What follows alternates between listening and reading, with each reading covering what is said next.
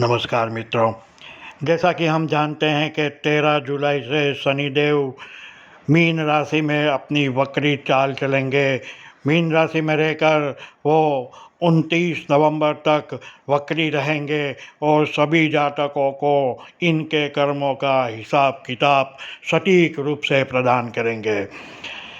आज हम जानते हैं कि किन राशि के जातकों पर शनिदेव की तेजी दृष्टि पड़ेगी और ये भ्रमण इन लोगों के लिए प्रतिकूल साबित हो सकता है, या तो ये कहिए कि इनकी परीक्षा और भी कड़ी रहेगी।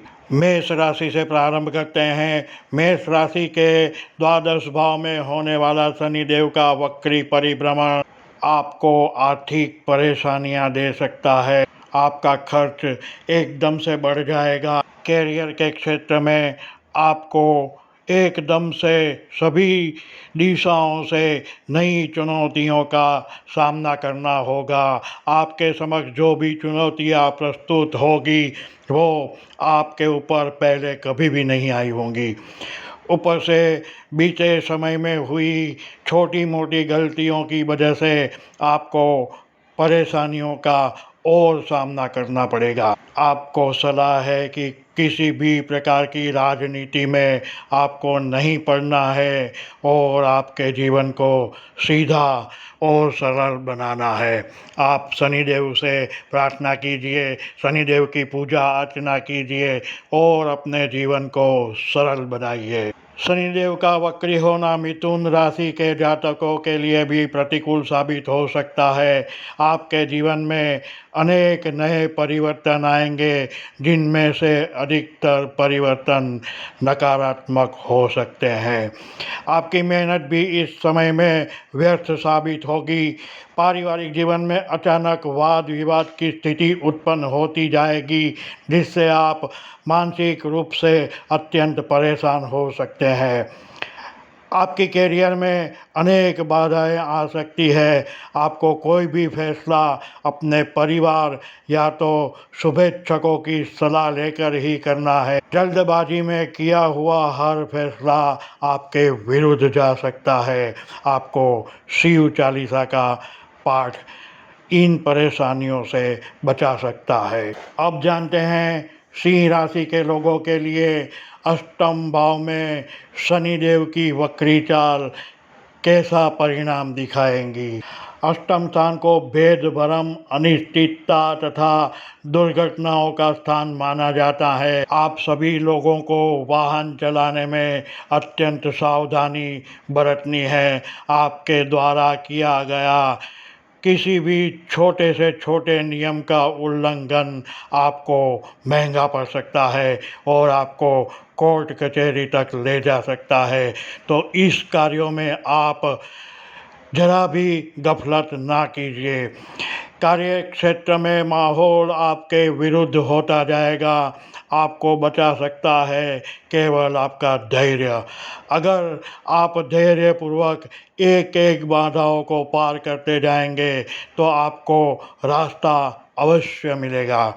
घर परिवार में मौन आपका सटीक आयुध रहेगा। आपको कोई भी चर्चा में नहीं पड़ना है, केवल अपने कार्यों पर ही ध्यान देना है। यही आपका कार्य रहेगा। आप शनिदेव को सरसों का तेल चढ़ाइए और शनिदेव की पूजा अर्चना कीजिए। अब बात करते हैं धनु राशि के चतुर्थ स्थान में होने वाले शनिदेव के वक्री परिभ्रमण का क्या अर्थ रहेगा।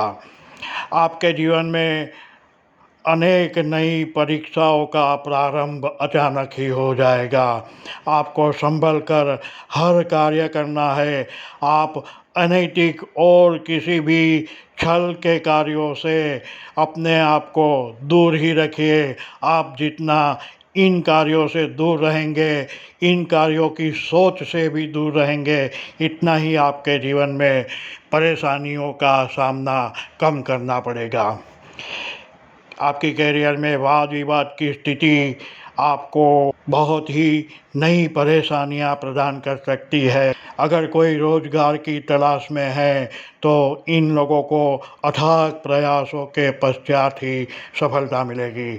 आप अपने जीवन में सरलता को लाइए और किसी भी प्रकार के संघर्ष को टालिए। आप अपनी सेहत के प्रति भी सचेत रहिए और शनिदेव के बीज मंत्र का नित्य जाप करते रहिए। अपनी सेहत के बारे में ज़रा से भी भूल आपको आगे जाकर एक बहुत बड़ी बीमारी प्रदान कर सकती है। आप इससे बचिए। तदुपरांत कन्या, वृश्चिक, कुंभ और मीन राशि के जातकों के लिए अधिक खर्च के योग बन रहे हैं, तो खर्चों को सोच समझ कर ही करिए तथा अपना शारीरिक तथा मानसिक स्वास्थ्य बनाकर ही रखिए। कोई भी कार्य करने से पहले 2 बार सोचकर ही कार्य करें। इस समय को आप प्रवाहित होने दें। ये आपके विरुद्ध भी नहीं है लेकिन आपके पक्ष में भी नहीं है। देश और दुनिया के बारे में अगर देखें तो 138 दिनों का ये परिभ्रमण फिर से युद्ध का उन्माद लेकर आ रहा है। समग्र विश्व में युद्ध का उन्माद छा जाएगा। वक्री शनि की दृष्टि मंगल तथा राहु के ऊपर भी पड़ेगी, जो कि युद्ध में और भी देशों को सम्मिलित करती रहेगी। ऊपर से जहाँ भर भी युद्ध चल रहे हैं वहाँ परिणामों को निर्णायक बनाएगी और जिन क्षेत्रों में युद्ध चल नहीं रहा है, बंद भी है, वहाँ नए विवाद खड़े हो जाएंगे और युद्ध के बादल भी छाएंगे।